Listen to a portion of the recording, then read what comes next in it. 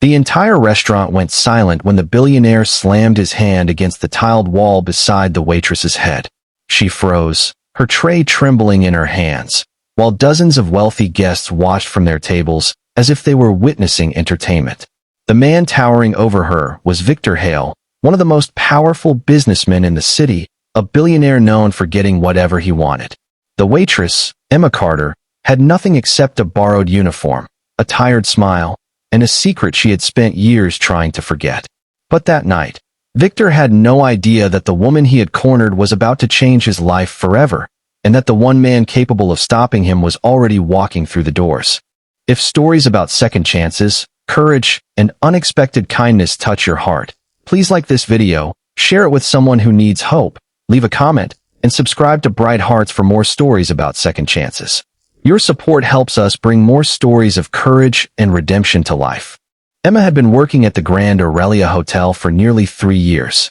Every morning, she tied her dark hair behind her head, put on the same white uniform, and reminded herself that dignity was something nobody could take away unless you gave it to them. She was 27, raising her 8-year-old daughter Lily alone, and every hour she worked meant groceries on the table, medicine when Lily got sick, and rent paid before the landlord could knock. She had once dreamed of becoming a nurse, but dreams became smaller when life demanded survival. Still, Emma never complained. She smiled at elderly guests, carried heavy trays for coworkers, and secretly left food outside for a homeless veteran who sat near the hotel entrance. That evening, the Grand Aurelia was hosting a private dinner for some of the richest people in the country. Emma had been assigned to Victor Hale's table. He arrived late, surrounded by executives and security, wearing an expensive black suit and the expression of a man who believed the world existed to serve him. During dinner, he demanded a rare bottle of wine that the hotel had already sold to another table. When Emma politely explained the mistake, Victor's face hardened. He accused her of embarrassing him in front of his business partners. Emma apologized and offered to find another bottle, but Victor followed her toward the service corridor. That was where he cornered her. He stepped closer, blocking her path, his voice low and threatening. Emma pressed herself against the wall, trying desperately not to cry. She had dealt with rude customers before, but this felt different. There was anger in his eyes, the kind that came from someone accustomed to never being challenged. He reached toward her arm, but Emma pulled away and told him firmly that he had no right to touch her. The restaurant seemed to hold its breath. Then the doors at the far end of the corridor opened. A man in a dark charcoal suit walked in. It was Daniel Cross, Victor Hale's most powerful business rival. Daniel had built his company from nothing after losing his parents as a teenager. Unlike Victor, he rarely appeared in tabloids, never flaunted his wealth, and was known for quietly helping struggling employees and small businesses. But there was one thing everyone knew about him. Daniel Cross did not tolerate cruelty. His eyes immediately settled on Emma. Then he looked at Victor. The temperature in the corridor seemed to drop. Victor slowly stepped away from Emma, pretending nothing had happened. He laughed and claimed there had been a misunderstanding. Daniel did not smile. He simply walked toward Emma and positioned himself between her and Victor, giving her enough space to breathe again. For the first time that night, Emma felt safe. But the real surprise came when Daniel recognized her. Years earlier, before he had become a billionaire, Daniel had been sleeping in his car while building his first small software company. One freezing winter night, he had walked into a little diner with only a few coins in his pocket. The waitress working there had quietly paid for his meal when she saw he was hungry. She had not known his name. She had not asked for anything in return.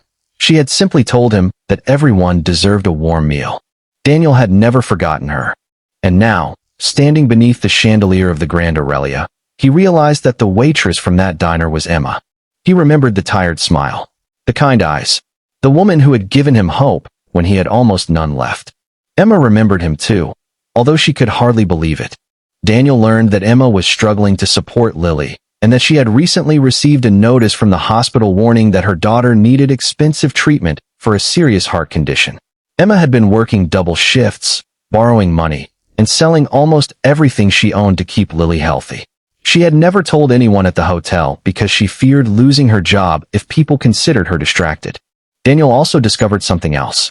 Victor had been planning to buy the Grand Aurelia Hotel, and his executives had been pressuring the staff to accept layoffs. Emma's confrontation with Victor was not an isolated incident. Several employees had quietly complained about his behavior, but nobody dared challenge him because they feared losing their livelihoods. The next morning, Daniel did something nobody expected. He purchased the controlling interest in the hotel. Victor was furious. He accused Daniel of destroying a business deal out of personal revenge. Daniel calmly explained that he had no interest in revenge. He was interested in making sure powerful people understood that money did not give them permission to humiliate others. But Daniel did not stop there. He created an employee protection fund, guaranteed every worker's position for a year, and personally paid the medical expenses for several staff members who could not afford treatment. When Emma discovered that Lily's surgery had been fully covered, she broke down in the hotel kitchen, crying so hard she could barely stand. Daniel found her there. He did not make her feel like a charity case. He simply reminded her of what she had once done for a stranger when she had nothing to give. Emma finally understood. The small kindness she had shown years ago had traveled through time and somehow returned to her daughter. Victor eventually lost the hotel deal, but the greatest punishment was not financial. His own executives began leaving his company after realizing how differently Daniel treated people. The billionaire who had once believed power meant control slowly watched his empire weaken because people stopped being willing to follow someone they no longer respected. Months later, Lily underwent her surgery. Emma sat beside her hospital bed, holding her daughter's tiny hand while sunlight poured through the window. When Lily finally opened her eyes, Emma cried with relief. Outside the hospital, Daniel waited quietly. He had not come with cameras or reporters. He had not told anyone what he had done. He simply wanted to know that Lily was okay.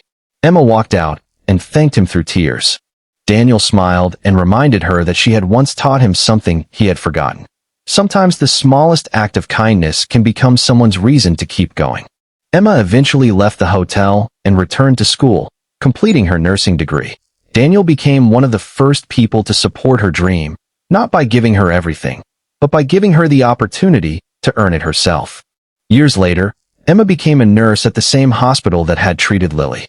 She spent her days helping frightened families, especially those who reminded her of the woman she used to be. And Daniel? He never married his fortune or measured his life by the size of his company again.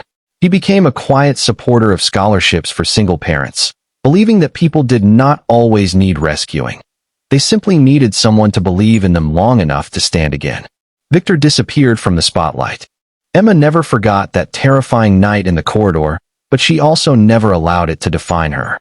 Because sometimes the darkest moment of your life is not the end of your story. Sometimes it is the doorway through which your second chance finally enters. If this story touched something inside your heart, please take a moment to like this video, share it with someone who believes they have been forgotten, and subscribe to Bright Hearts. Your engagement may seem small, but just like Emma's kindness years earlier, a small action can travel farther than you ever imagined. And before the story ends, comment "second chances" if you believe one act of kindness can change a life. Because Emma learned something we all need to remember. You never truly know how far your kindness will travel.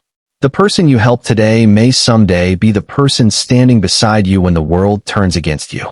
And sometimes, the greatest wealth a person can possess is not money, power, or influence. It is the ability to make another human being feel safe, seen, and worthy of hope.